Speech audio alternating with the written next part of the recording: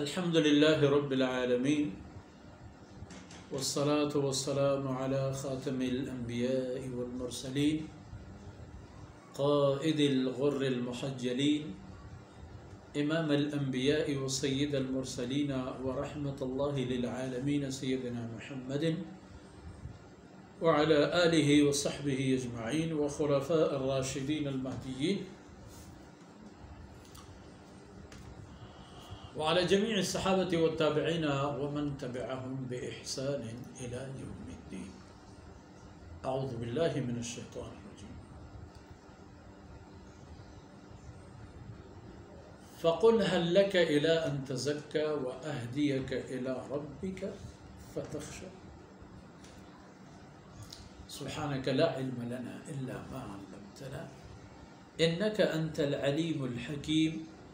رب اشرح لي صدري ويسر لي أمري واحلل عقدة من لساني يفقهوا قولي واجعل لي وزيرا من أهلي رب زدني علما وارزقني فهما ثم أما بعد.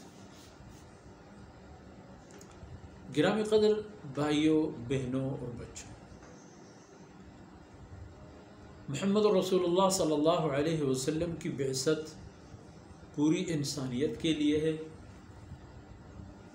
مگر جس سرزمین پر آپ صلی اللہ علیہ وسلم اللہ کے رسول متعارف ہوئے، اس خطے کو روحانی بنیاد پر توحید کے سب سے بڑے مرکز ہونے کے ساتھ ساتھ عملاً ایسا نہیں تھا۔ بیت اللہ بتوں سے بھرا تھا، لات و منات و عزا قرب و جوار کے مشرکین کے بنائے گئے بت تھے جن کی وہ پرستش بھی کیا کرتے تھے۔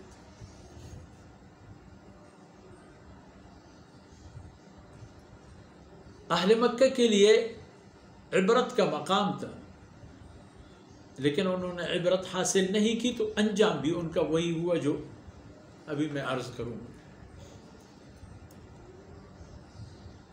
فرعون سیدنا موسیٰ علیہ السلام کی ہر بات کی مخالفت کرتا تھا، اپنی بادشاہت اور اپنی دولت اور اپنی حیثیت کے غرور اور گھمنڈ میں وہ یہی سمجھ بیٹھا تھا کہ اس جیسا یا اس کے مد مقابل کوئی نہیں، اور وہ چاہے تو اللہ کی انبیاء اور رسولوں کو بھی جھٹلائے۔ اپنے آپ کو کیا سے کیا سمجھ رہا تھا، لیکن رسول کی بات نہ ماننا نتیجہ خیز ہوا، اور نتیجہ کیا نکلا؟ وَأَغْرَقْنَا آلَ فِرْعَوْنَ وَأَنْتُمْ تَنظُرُونَ۔ انشاءاللہ آگے آیتیں آئیں گی تو وہاں بھی مزہ کے ساتھ آپ کو یہ عرض کریں گے۔ تو اللہ رب العزت نے فرعون کو ایسے انداز میں غرق کر دیا کہ فرعون کی مظالم کے تحت ذلت کی زندگی گزارنے والی بنی اسرائیلی اقوام اسے دیکھ رہے تھے، ڈوبتے دیکھ رہے تھے۔ سیدنا موسیٰ علیہ السلام کی وہی ایک لاٹھی ہمیشہ لاٹھی ہوا کرتی تھی، اور اللہ کی مشیت سے جب معجزہ دکھانے کی نوبت آتی تو ہاتھی وہ سانپ بن جاتی، اور یہی لاٹھی سانپ بن کر لوگوں پر رعب جماتی، اور سیدنا موسیٰ علیہ السلام کے ہاتھ لگانے سے دوبارہ اپنی حیثیت میں آتی اور آپ اسے ہاتھ میں لے کے کہیں سے کہیں چل جاتے۔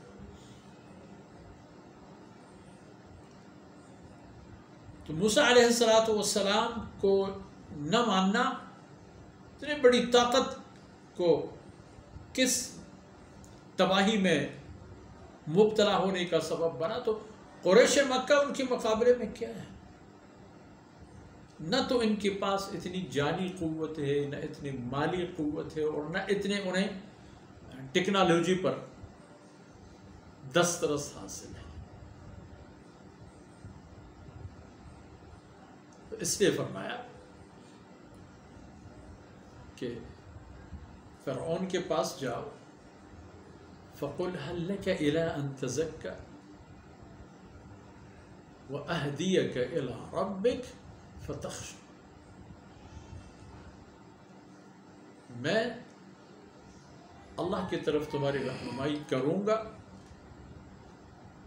تو جب پتہ چلا تمہیں کہ اللہ کیا ہے اور اللہ کی حیثیت کیا ہے، فتخشى، تم بھی خشیت الہی کو اپنے اوپر مسلط کر دو اور اپنے آپ کو تبدیل کر دو۔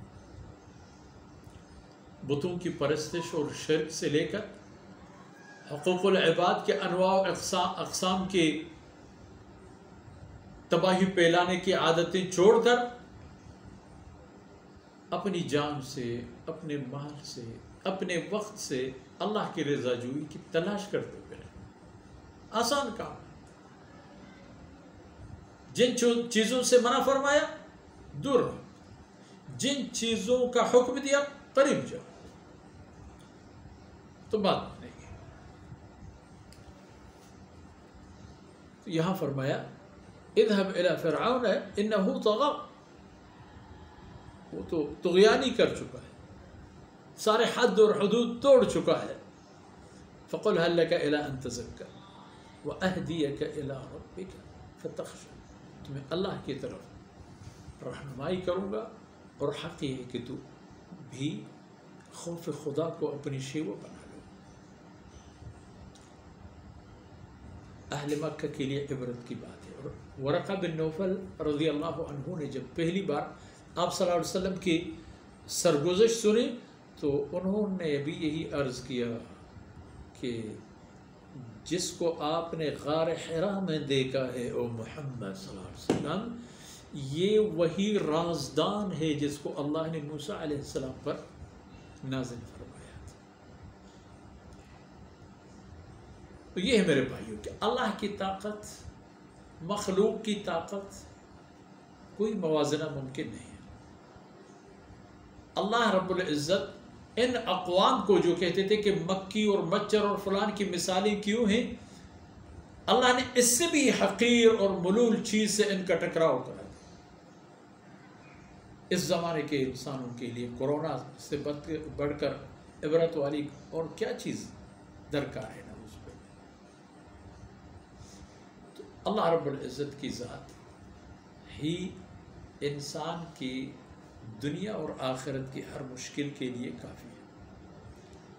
اللہ کی مہربانیوں سے انسان کے پاس جو کچھ ہے، فرمایا هو الذی خلق لکم ما فی الارض جميعا، زمین میں جو کچھ ہے یہ سب بظاہر مضر چیزیں بھی تمہارے نفع کے کام آتے ہیں۔